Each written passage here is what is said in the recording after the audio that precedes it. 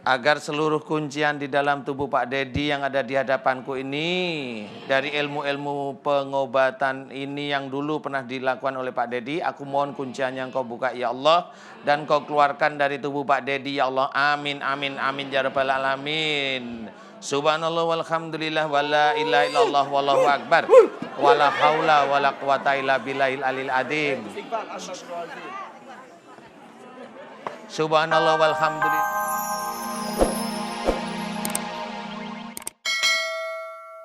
Iya, sebenarnya yang tadi nyanyian itu ya boleh, memang ada benarnya. Jadi obat hati salah satunya adalah membaca Quran. Tuh. Itu benar, ya benar. Jadi wa idza quri'al Qur'anu fastami'u lahu wa ansitu la'allakum turhamun. Jadi ayat Quran tersebut menceritakan bahwa jika diperdengarkan ayat-ayat Quran, maka perhatikan, dengarkan dan perhatikan agar kamu mendapat rahmat. Jadi setiap ada seorang yang melantunkan ayat Quran, seyogianya memang kita tundukkan kepala. Itu yang baik itu seperti itu. Jadi jangan sampai ada seseorang membaca ayat Quran, belum selesai ayatnya langsung ngecablak ya. Itu nggak boleh. Jadi tundukkan kepala, walaupun itu dia nanti ngartiinya ngartiinya kurang pas, kurang benar, nggak apa-apa, biarin aja dulu maksudnya kemana. Tapi jika ayat tersebut sudah dikeluarkan, dengerin aja. Ya. Sudah tahu, dengerin aja maksudnya kemana nih, orang ini mau ngomong mau kemana gitu. Nah, itu akan menjadi obat hati. Al-Quran diturunkan oleh Allah Ta'ala dalam bahasa Arab. Sehingga pada waktu Al-Quran itu dibaca oleh orang Arab, langsung tahu artinya. Nah, kalau di kita harus tahu maknanya. Jadi harus ada tafsirnya untuk menjadikan kita itu faham. Jadi membaca Quran itu apakah boleh hanya baca Arabnya aja? Boleh, silahkan. Tapi akan lebih baik kalau kita membaca dengan tafsirnya. Terjemah dan juga tafsir. Ya, terjemah dan tafsirnya. Sehingga pada waktu kita belajar beneran, itu tahu yang dimaksudkan oleh Allah Ta'ala itu apa. Jadi ngerti dasarnya. Kalau Quran itu dasarnya sudah baku, sudah nggak bisa dikotak-katik lagi, itu dari Allah Ta'ala. Nah, disitulah kalau pada waktu kita membaca Quran dan tahu artinya atau tahu tafsirnya, itu kita paham bahwa banyak sekali kekurangan-kekurangan yang masih kita kerjakan. Ya, banyak sekali kekurangan yang kita kerjakan itu sangat banyak sekali. Nah, disitulah yang akhirnya terjadilah apa yang dikatakan syifa atau obat. Al-Quran menjadi obat itu adalah pada waktu kita mengetahui arti dari Quran tersebut, ya, sudah mulai ngerti, kemudian kita paham, mulai kita aplikasikan ke kehidupan kita sehari-hari. Nah, disitulah obatnya sebenarnya. Jadi kita merasa sebagai pelayan Allah dalam keseharian. Jadi Quran mengatakan, umpamanya mengatakan lemah lembutlah kamu kepada mereka. Kita tetap belajar untuk lemah lembut kepada siapapun orang yang kita ajak bicara, atas satu, yaitu Allah Ta'ala. Jadi kita lemah lembut bukan karena ingin jabatan kita naik, enggak. Kita lemah lembut karena ada kepentingan. Ada kepentingan, enggak, itu duniawi. Nah, lemah lembutnya ini enggak akan, kalau lemah lembut yang kita hanya untuk jabatan kita naik, atau kita itu cengar-cengir dengan atasan kita, menghamba ceritanya ya, itu tidak akan dinilai oleh Allah Ta'ala nanti di akhirat, nggak ada nilainya sama sekali. Jabatannya dapat tapi pahalanya nggak dapat. Gitu. Dunianya dapat tapi pahala di akhirat nggak akan dapat. Betul. Ya, nah inilah yang harus kita ketahui, yang namanya obat hati itu nanti akan kita rasakan sehatnya di akhirat. Sehat itu pahalanya di akhirat. Jadi paham betul. Oh, umpamanya saya disuruh oleh Allah Ta'ala menjauhi dukun umpamanya. Dukun itu apa aja harus tahu. Tanya sama yang benar-benar ahlinya. Ya, dukun itu nggak cuma wah dia baca ini baca, enggak. Dukun itu benar-benar dasarnya kalau dia membaca sesuatu niatnya bukan karena Allah Ta'ala. Saya langsung begitu aja. Saya anggap itu dukun. Kalau dia membaca sesuatu dasarnya Allah Ta'ala, Walaupun dia pakai bahasa Indonesia umpamanya, atau dia pakai bahasa Jawa, atau dia pakai bahasa Sunda umpamanya ya. Kalau dia omongkan itu, loh itu yang dia omongkan itu ayat Quran. Ya sudah kita hormati. Begitupun sebaliknya, walaupun pakai ayat Al-Quran, tapi tidak hanya untuk Tidak hanya Allah.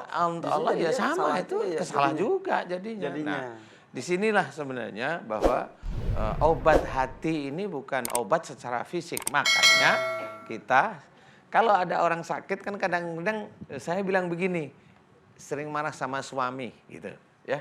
Sering marah sama orang tua. Dia bilang iya. Lah karena memang sakitnya dia dari itu. Karena dia marah sama suaminya, karena dia marah sama orang tuanya. Dan dari itu, gimana caranya itu menjadi obat? Ya tobatlah pada Allah Ta'ala. Nah kita ajarkan tobatnya. Tinggal apa? Tinggal mohon ampun kepada Allah Ta'ala, minta maaf sama suami atau minta maaf sama orang tua. Apakah itu sembuh? Sembuh urusan Allah. Yang penting yang selamat itu akidahnya, kan gitu. Yang selamat itu akidahnya, yang penting itu. Jadi sembuh itu urusan Allah. Kita di sini sebenarnya prosesnya adalah mengobati hati para yang sakit sebenarnya. Pemirsa di rumah juga sama. Jadi obat hati itu sendiri. Obat hati. Karena ketika hatinya sudah baik, kelakuannya baik, tingkah lakunya baik, insya Allah penyakit-penyakit insya Allah penyakitnya itu nggak ada. Terima kasih Ustaz. Sama-sama. Nanti kita akan kembali sesaat lagi pemirsa ya dengan bahasan yang lain, dan juga saatnya kita nanti akan mendengarkan curhatan dari teman-teman di sini ya. Siap. Wih, alisnya tebal sekali, Ibu. Silakan, ucapkan salam dulu. Assalamualaikum warahmatullahi wabarakatuh. Tolong teman ada yang mendampingin. Siapa namanya? Saya Ibu Ida Laila, Pak Ustadz. Dari mana Ibu Ida? Dari Pasar Minggu. Pasar Minggu. Kenapa Ibu Ida? Sesek? Iya Pak Ustadz. Saya sudah ngalamin ini sudah 2 tahun yang lalu. Awalnya saya ketakutan, terus saya bisa baca karakter orang, terus saya bisa melihat makhluk-makhluk aneh. Berapa tahun ini? 2 tahun yang lalu. Sebelumnya enggak? Enggak pernah, A. Kenapa tiba-tiba seperti itu? Entahlah, A. Tiba-tiba bisa lihat? Apa yang pertama dia lihat? Saya lihat itu kupingnya panjang, terus giginya bertaring, terus pocong, Ya Allah. terus Ya. Kaget pasti saat itu ya, pertama kali kaget ya? Iya. Oke. terus saya ikhtiar, saya berobat ke sana kemari, tapi hasilnya badan saya makin gak karuan. Gak karuan seperti apa? Sakit seluruh badan. Seperti ditusuk-tusuk, dicakar-cakar. Tersiksa sekali pas itu. 2 tahun yang sangat berat, betul? Sangat. Munculnya itu makhluk-makhluk itu di mana saja? Di seluruh tubuh. Di seluruh tubuh, deket-deket gitu? Mau di rumah, mau di mana-mana? Di mana-mana. Saya melangkah sedikit aja, mereka seperti menghantui saya. Hari ini bagaimana saat ini? Saya tadi sampai amnesi, saya nyesek. Saya sesak sekali. Sampai di ruang wardrobe tadi saya sesak sekali. Terus makan saya juga jadi terbatas. Saya jadi takut untuk makan pedas. Saya takut karena saya 4 bulan yang lalu saya divonis hepatitis, lambung, tipes, sama asam lambung A. Saya nggak ngerti itu apa, tapi virus semua itu nggak ada di badan saya. Pas diperiksa, tapi seseknya nggak enak, nyesek lambung. Itu bukan sesek lagi, A. Di sini seperti ada benda. Gerak-gerak juga. Dia pindah, di sini pindah, di sini pindah. Terus di sini ini sakitnya luar biasa. Kalau sholat saya nggak bisa sholat. Ya Allah. Kaki saya sakit. Tapi sholat masih kan? Saya, masih. Alhamdulillah. Oke. Jari-jari saya semua kaku. sakit. Kaku semua. Ya Allah. Saya kesurupan juga. Sering? 1 tahun ini saya kesurupan. Sebelumnya nggak pernah? Nggak pernah. Kenapa bisa seperti itu menurut Bu Ida? Saya nggak tahu. Saya sering ruqyah tadinya. Karena saya dianjurkan coba ruqyah, dibilang gitu. Ya udah kita menjalani ya gitu. Ternyata kan. malah makin parah atau gimana? Jadi saya kesurupan terus. Ya Allah. Iya, saya nggak ngerti itu apa. Sudah berkeluarga, Wida? Sudah. Suami, anak tahu tentang hal ini? Tahu. Ikut tahu ketakutan cuma juga pasti. mereka sangat tersiksa melihat saya seperti ini karena mamahnya ada apa dengan mama gitu. Ya. Kenapa gitu? Tadinya mama nggak seperti ini. Ustadz, Bu Ida, Saya di sini sakit. sekarang hari ini saat ini apa yang dirasa? Yang kalau sekarang saya di sini di sini seperti kebakar, panas. Panas semua. Waktu kalau datangnya panas itu semua panas semua. Panas semua. Ya. Panas semua sampai saya astagfirullah ya Allah, saya kenapa? Ya. Kenapa bisa seperti ini Ustadz? Astagfirullahalazim. Ya Allah. Ada suaminya di sini atau siapa? Hah? Ini ada. Sini Pak. Coba. Pegang. Ustadz. Saya bantu doa sebentar ya. Beliau siapa? Suaminya. Suaminya. Oh, setiap hari begini. Ya, Hampir setiap hari. hampir. Lagi sholat juga begitu juga. Ini sementara saya buka kuncian pengobatan aja ya dulu karena itu juga menyiksa itu ya. Dengerin saya ya Ibu Ida Laila ya. Bisa berdiri atau Bisa berdiri atau duduk? Duduk aja dulu. Duduk dulu. Bisa sekarang gimana? berkomunikasi. Agak lebih enakan? Masih berdebar-debar. Iya, yang- nggak apa-apa. Tadi sendawa terus. Karena pengobatannya kan mengunci tuh. Pengobatan yang pernah dilakukan itu kan mengunci. Yang beberapa kali itu kan mengunci nih. Ini dilepas dulu. Ini baru proses lepas aja. Baru proses Belum lepasnya. keluar. Belum keluar full. Insya Allah nanti beberapa menit tenang. Tadi yang dirasa apa ketika Ustadz berdoa? Dia seperti berontak. Di dalam. Uh, Yang tadi yang di daerah punggung yang gerak-gerak itu? Kalau kemarin itu serasa yang di belikat, yang di sini dia menangis, Menangis? dia menangis seperti Terasa seperti menangis. dia seperti menangis ingin Terjepit. keluar Jinnya tapi nggak terjepit. tahu gimana caranya. Ya itu yang Ustadz sampai tadi ya. Terjepit di dalam badan, terkunci. Terkunci, terjepit dia. Bisa seperti itu Ustadz? Ya karena yang ngobatin nggak tahu dia, jadi dia asal baca aja dia. Jadi yang baca itu kan yang datang apa kan nggak tahu. Supaya sekarang nggak kesurupan lagi, supaya nggak bisa lihat yang nggak Ini usah harus dilihat, itu gimana? dilepaskan dengan serius. Belum itu ya? Ini belum serius. Jadi nanti bisa nanti di belakang lah. Oke. Tapi lebih enak sekarang? Dengan yang tadi lebih enakan? Melihat saya juga lebih enakan? Tadi itu ngelihat Pak Ustadz, dia seperti gitu. Awalnya gimana? Lebih ke takut, lebih ke sebel atau lebih apa? Kenapa apanya? Pas lihat Ustadz tadi. Enggak, dia seperti ingin meminta tolong kayak gitu. Terus cenderung menangis kayak gitu. Iya, makanya saya buka aja dulu. Biar dia lega dulu sebentar. Minimal lega dulu. Lega dulu. Nanti selanjutnya baru ya. Iya, namanya jin itu kan kadang-kadang ada yang minta tolong, masa kita pukulin, kan gitu. Makanya kalau teman-teman kita itu nggak tahu ya jangan asal pukul. Jadi sebetulnya yang ada di dalam pun tersiksa juga, ingin keluar juga sebetulnya. Iya.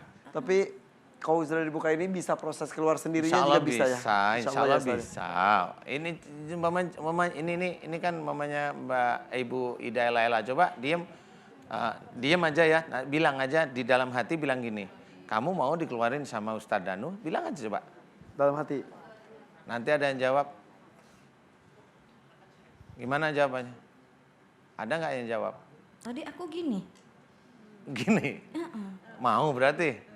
Enggak tahu, tapi aku gini. Lah itu namanya kodenya mau. Masa Oh iya. sama suami nggak mau bilang gini, nggak lucu. Ibu Ida lucu juga nih. Ya Jadi gitu begini. sendiri gitu barusan? Itu bergerak sendiri gitu. Bergerak mau. sendiri itu? Gitu kan aku ini dalam hati mau dikeluarin sama Ustadz Danu. Terus tapi aku gini, gitu. Insya Allah udah bisa berdiri, nggak apa-apa berdiri. Yuk, mangga. Bu Ida udah ya? Ya, terima kasih ya. Coba salam. Udah ya Pak Ustadz. Assalamualaikum warahmatullahi wabarakatuh. Waalaikumsalam warahmatullahi wabarakatuh. Terima kasih ya Bu Ida ya. Silakan. Izinnya ada yang cewek lu. Suka sama Mas Irfan. Tatapannya tuh beda gitu sih.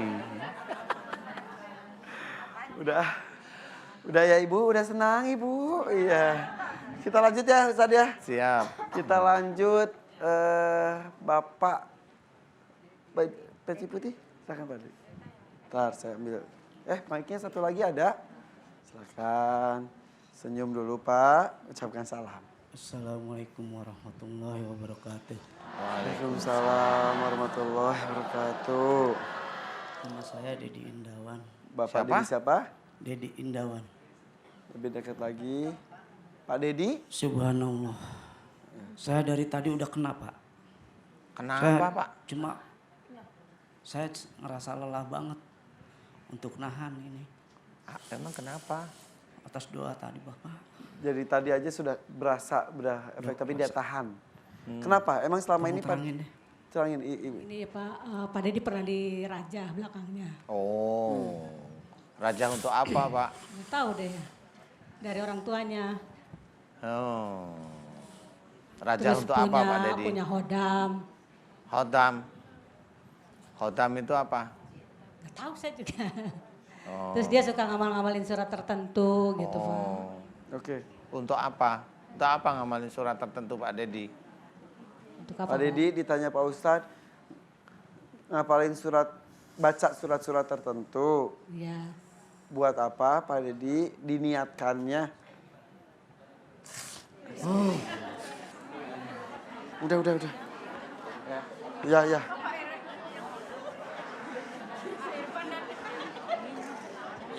Orang Istighfar. Kulon. Aslinya mana Pak Dedi? Kalau orang tuanya dari Banten. Dari Banten. Orang tuanya dari Banten. Orang Dia Kulon mah tuh adiknya Banten. di Bogor. Udah sekarang biarin aja, santai aja Bapak. Udah sekarang ngomong yang baik. Apa yang kamu inginkan? Tiasanya Sunda, bahasa Indonesia teh? Ya. Pakai mic dong. Udah mengusik. Musik mengganggu. kenapa? Ya. Dah, aku tak dekat. Kamu mau keluar dari tubuhnya Pak Dedi enggak? Sekarang saya tanya. Mau keluar dari tubuhnya Pak Dedi? Enggak usah begitu. Saya tanya, kamu enggak akan bisa keluar. Udah ngomong biasa aja. Nanti tak bantu keluar. Ngerti? Sekarang saya akan buka dulu kuncian yang di tubuh kamu. Ngerti? Oke. Bismillahirrahmanirrahim. Ya Allah, aku mohon kepadamu. Ya Allah, atas kuasamu. Ya Allah, aku mohon kepadamu. Agar seluruh kuncian di dalam tubuh Pak Dedi yang ada di hadapanku ini. Dari ilmu-ilmu pengobatan ini yang dulu pernah dilakukan oleh Pak Dedi. Aku mohon kunciannya Engkau buka ya Allah. Dan Kau keluarkan dari tubuh Pak Dedi ya Allah. Amin, amin, amin. Ya Rabbal Alamin. Subhanallah walhamdulillah wala ilaha illallah wallahu akbar.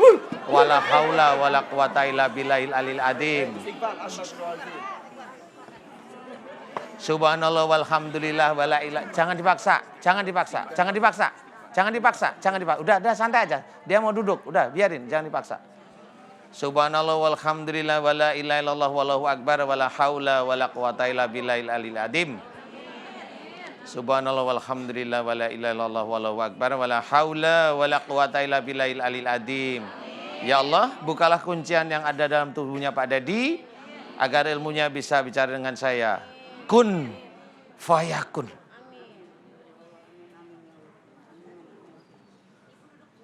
Udah sekarang duduk. Saya pengen ngobrol sama kamu. Duduk. Namamu siapa? Duduk. Udah, nggak apa-apa. Kamu anak buahnya Budawaka, betul? Nama kamu siapa? Adika Wiguna. Siapa? Adika Wiguna. Oh, ya sudah, gini aja. Kamu mau keluar dari tubuhnya Pak Dedi? Mau? Ikhlas? Oke. Nanti kalau kamu sudah keluar, kamu tanya sama rajamu. Aku ketemu seseorang, ya. Istighfar, dibantu istighfar aja. Pak Dedi, duduk Pak Dedi. Istighfar. Astagfirullahaladzim. Istighfar, muji Allah ya Pak Dedi. Astagfirullahaladzim.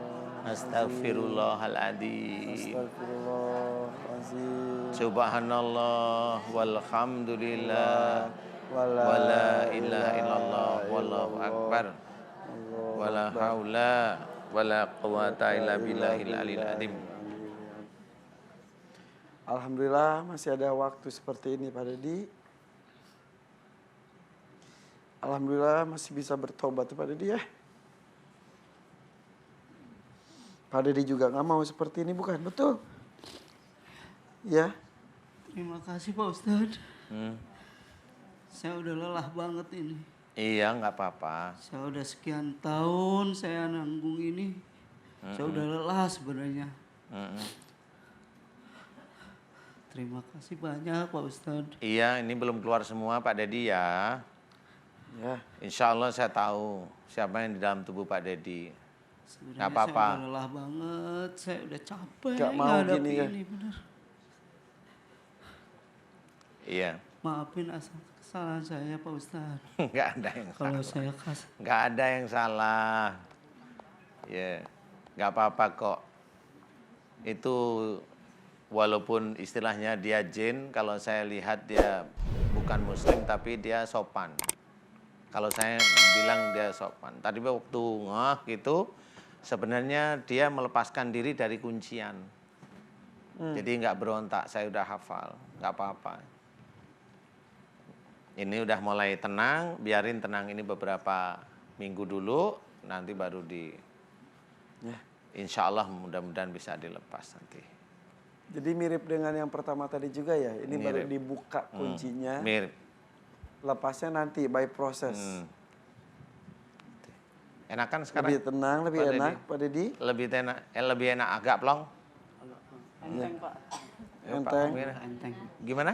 Enteng badan. Enteng, alhamdulillah. Alhamdulillah. Padahal belum dilepas loh itu Pak Dedi. Iya, baru dibuka kuncinya. Nggak Mudah-mudahan apa-apa ya. Nanti dia yang di situ udah paham, saya udah kenal, nggak apa-apa. Kalau dia makhluk Allah yang baik, tetap kita hadapi dengan baik. Itu ciri seorang muslim ya, belajar taat pada Allah begitu. Jangan kita lihat ada kucing lewat di depan kita tendang, ya nggak boleh. Nggak boleh itu. Islam nggak mengajarkan seperti itu. ya, itu makhluk yang terlihat. Itu makhluk yang terlihat. Yang tidak terlihat ya jangan aja asal gunting kan gitu. Akhirnya kan Pak Dedi juga nggak nemuin, bener nggak yang bisa ngeluarin. Ini nggak dikeluarin belum kok. Saya hanya cuma bilang, ingat nama saya, udah selesai. Emang nama saya siapa Pak Dedi? Dengar tadi? Iya. Dengar? Nama saya asli dengar tadi? Iya. Oh iya. Pak, ini cuma kalau saya dengar macam ayat-ayat Al-Quran gitu. Terus ada seumpamanya saya kalau ngedenger orang yang lagi ngobatin dengan lafaz Quran, itu kontak Pak ke badan saya. Langsung naik. Nonton acara ini di rumah Nah, itu juga. maksudnya emosi gitu. Iya, jadi keluar langsung emosi. Oh biasanya begitu. Iya. Kalau yang gini? Cuma saya nahannya. Iya. Kalau yang gini bener-bener tadi? capek, bener. Kalau yang gini tadi gimana tadi? Tadi kan ada beberapa proses tuh. Kalau yang tadi kan langsung saya Di atas udah gitu. Di kenanya atas udah juga langsung duduk di atas udah nahan banget juga ya. Udah saya Betul. nahan sampai capek saya, sampai lelah di sana di atas. Terus setelah ini saya ketemu sama Pak Dedi, terus gimana tadi? Pak Dedi paham kan tadi? Paham. Nah, terus gimana menurut Pak Dedi? Pak Dedi kan pengalaman begitu ya. Yang sekarang gimana menurut Pak Dedi? Ya kalau saya sih pengennya dibersihin semua Pak, biar nggak ada apa-apa di dalam diri saya deh. Saya udah capek banget Pak. Iya, insya Allah. Insya Allah lah, insya Allah. Gak bisa langsung saat ini juga ya Ustaz? Biarin dia bernapas dulu. Anggap aja yang kemarin bertahun-tahun itu kan dia terjepit-jepit aja. Jadi biar lega dulu, biarin dia leyeh-leyeh istirahat. Nanti Setidaknya Balik lagi nggak Pak Ustadz? Hah? Balik lagi nggak? Balik ke ibu.